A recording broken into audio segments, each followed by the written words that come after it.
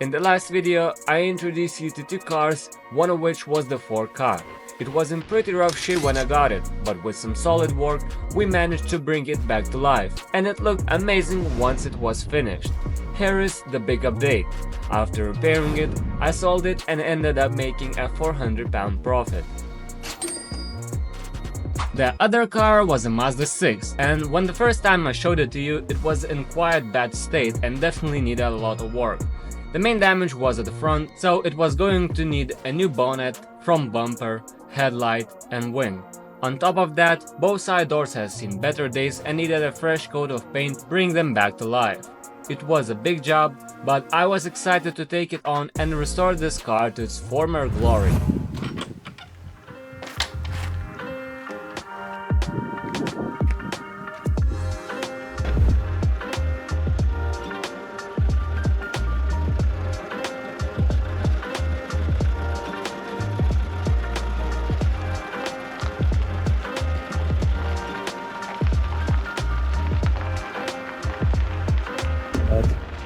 These two doors have been painted, and look at the final result. The color match perfectly fine. You can't even tell that these two doors have been painted. It looks absolutely amazing now. I've got second-hand new bonnet. I didn't paint the bonnet, I didn't fix it. The old bonnet is still over there. I've got a second-hand headlight, which fit perfectly fine. This wing was fine. These doors were fine. Also, it needed to be painted this rear quarter. The interior was really dirty, but I already cleaned it, and you can see it looks absolutely mint. And that's it. The car is fully prepared for sale now. Now, let's break down the numbers. I purchased the car for £3,400 and spent an additional £1,300 on parts, painting and other expenses. In total, the car cost me £4,700 and then I sold it for £5,300, making a profit of £600. The Mazda 6 is a great car, spacious, stylish, but let's be honest, it doesn't exactly stand out in a crowd. If you want to make your car turn heads, I've got something really cool for you. AI voice-controlled LED sign. Whether you're driving, running a business or just want to add some fun to your space, this LED sign is an absolutely must-have. It has many cool features and one of them is hands-free AI voice control. Hi Glow. I am here. New driver. Okay. Car breakdown. Okay. Uber. Okay. Command free. Command 3 received.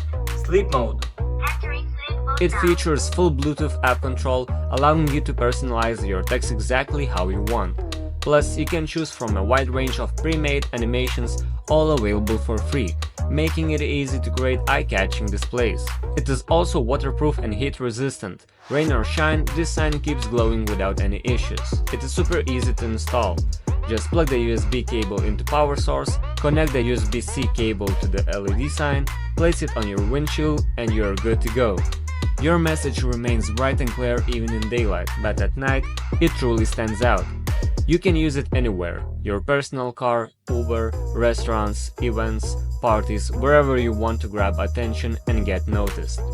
Also, you get a 12-month product care warranty plus an extra 6 months free if you register. If you're ready to make a statement and catch everyone's attention, get your Auto LED sign today, link is in description. The next project car I'll be working on is a 2011 Audi A1. Unlike the previous cars I've purchased from auctions, this one has no major body damage, which is a nice change. The exterior is in fairly good condition, with only a few minor scratches that come with age, but nothing significant that requires major bodywork. The main issue is that the car has damage to the wheel, which means there is likely some suspension damage too. How bad is it? Well, let's find out. By the way, I bought this Audi for £1,490 and that includes all the auction fees and delivery to my place. According to AutoTrader, these Audis of similar age and mileage are typically priced around £2,600. So, if all goes well, there should be some profit to be made.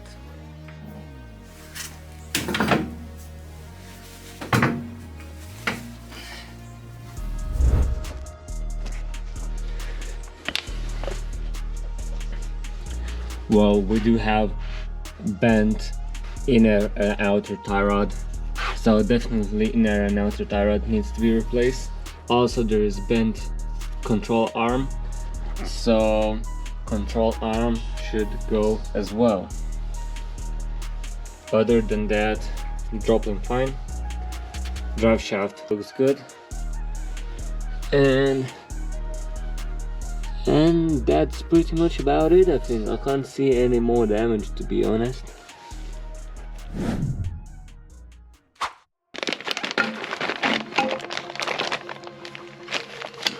In order to replace lower control arm, you have to remove one bolt in here, second bolt is right here, and there are 3 bolts here underneath. Now, in order to remove rod assembly, we have to unscrew that bolt in here. That should come off, and unscrew one huge bolt from the end of that tie rod, and that's it. Let's do it.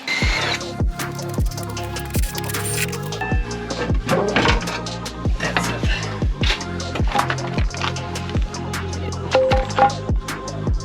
So now, while the control arm is removed, I think it will be easier to remove the tie rod assembly.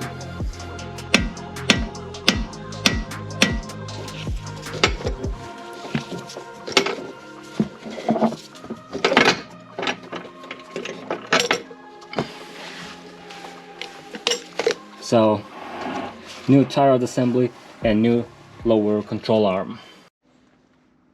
It would be great if a simple suspension change was all it took to get ready car for sale. However, there is still a lot of work ahead, and here is what needs to be done.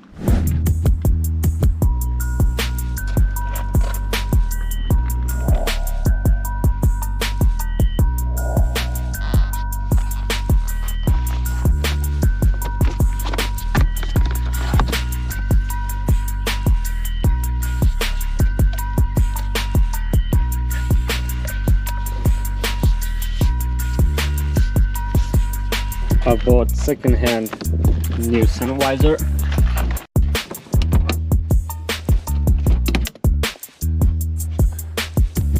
And I've broken.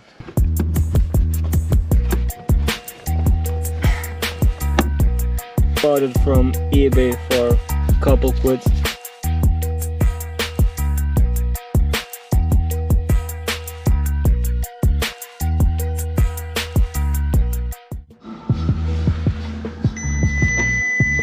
Also, for some reason there is an airbag light, so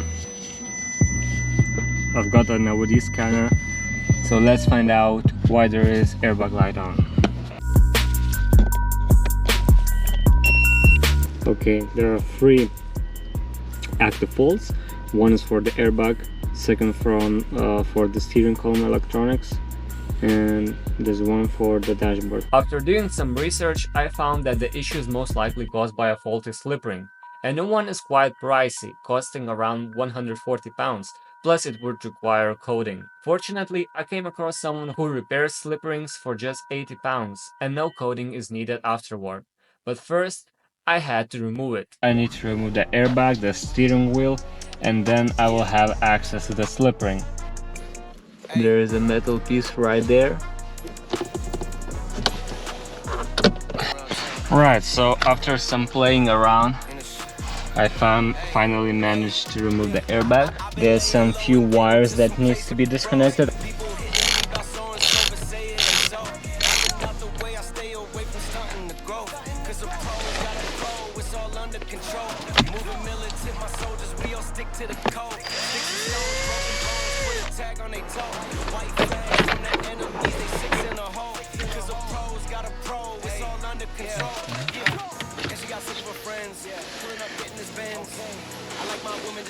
That's it.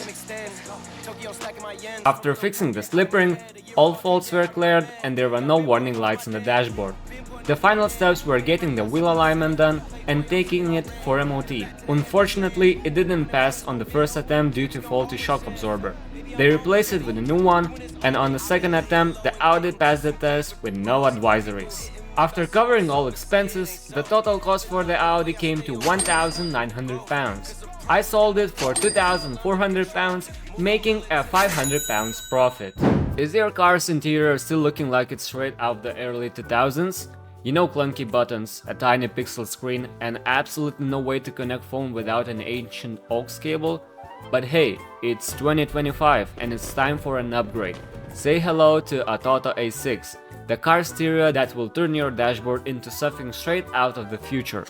So what exactly is the Audi A6? Think of it as a supercharged smart assistant for your car. It's got a 9-inch touchscreen, runs on Android 10 and gives you access to everything from navigation and music to hands-free calls and voice commands. Let's break down why this thing is an absolute game changer. First up, we've got Drive Chat, an AI assistant that makes driving smarter and safer. The Audi A6 also offers an incredibly smooth and responsive user experience. Navigating through apps, switching between screens, and interacting with the 9-inch HD touchscreen feels fast, seamless, and lag-free, ensuring effortless control while driving.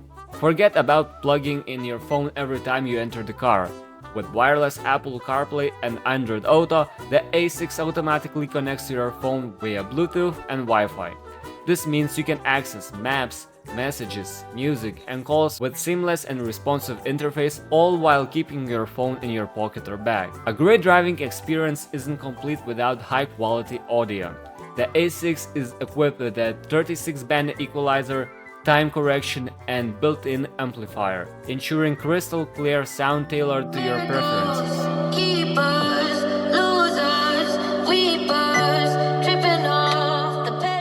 For those who need extra security and connectivity, the Track HU GPS tracking app allows for real-time location monitoring, complete with alerts and playback history. Long story short, the Audi A6 turns your car into the smart ride it was always meant to be. Want to level up your driving experience? Hit the link in the description and check it out for yourself. Damaged cars typically fall into two categories, non-structural and structural. Until now, I've only bought lightly damaged vehicles, but this time I wanted to try something different. I decided to explore whether Cat S cars are worth buying, how they perform in the market, whether there is demand for them, and if they are better investment than Cat M cars. So let's go pick it up my first Cat S car and find out.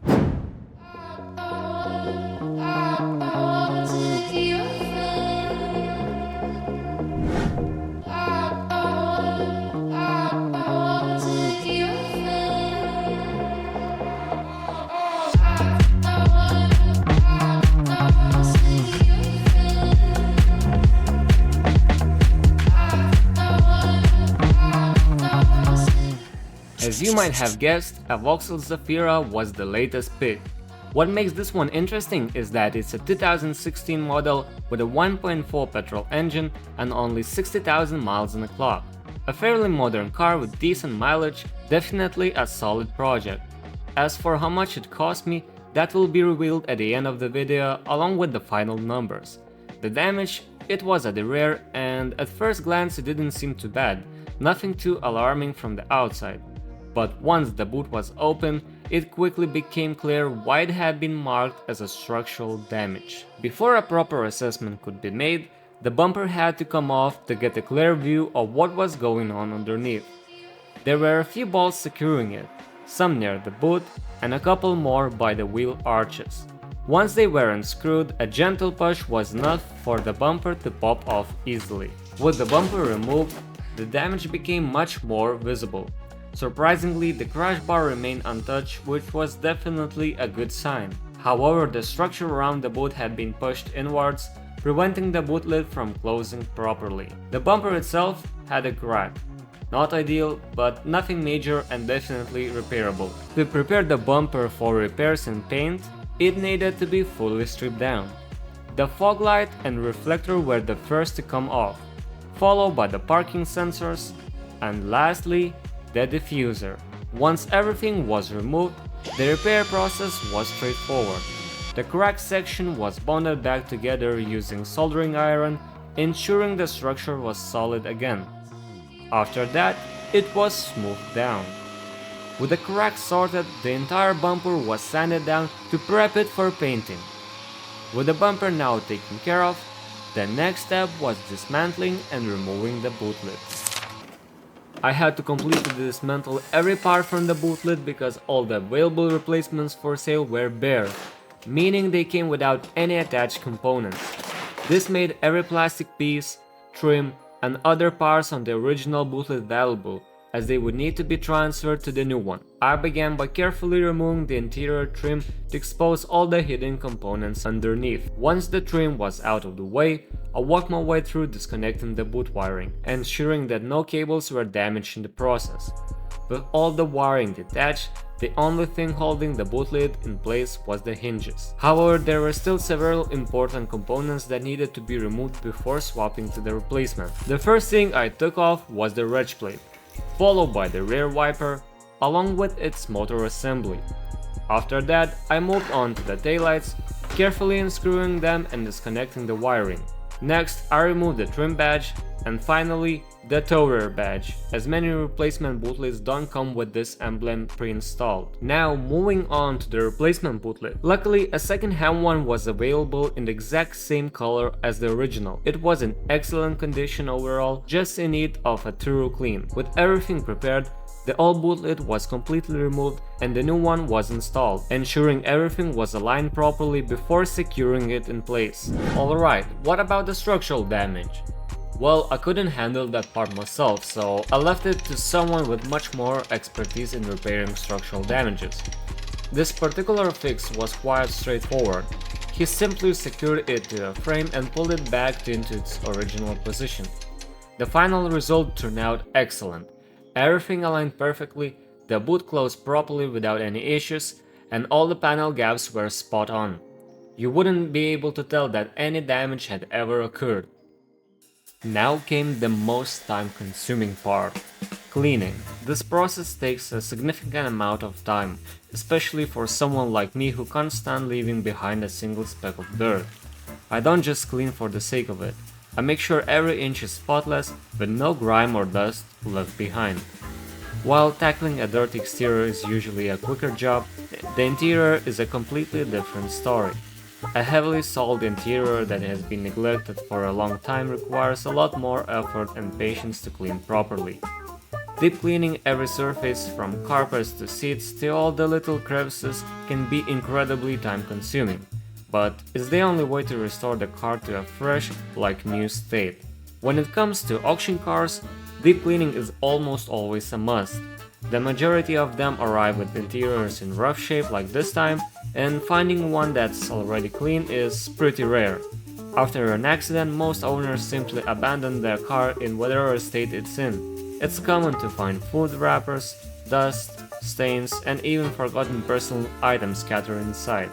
This makes the cleaning process even more demanding, but once everything is scrubbed and restored, the difference is like night and day, and the transformation is always worth the effort. The car was fully repaired and cleaned, but there was still one last thing to take care of. A message on the dashboard had indicated that the oil needed replacing, so I couldn't ignore it. I drained the old oil, replaced the oil filter, and filled it with fresh oil. With that done, the car was fully ready for its new owner. Here is a look at the car before and after the repairs. The transformation has been incredible and I'm really pleased with the results. But at the end of the day, it all comes down to the numbers, right? If someone were looking to buy a non-damaged Vauxhall Zafira of similar age and mileage, they would need to spend around £6,000. I managed to pick this one for £2,200.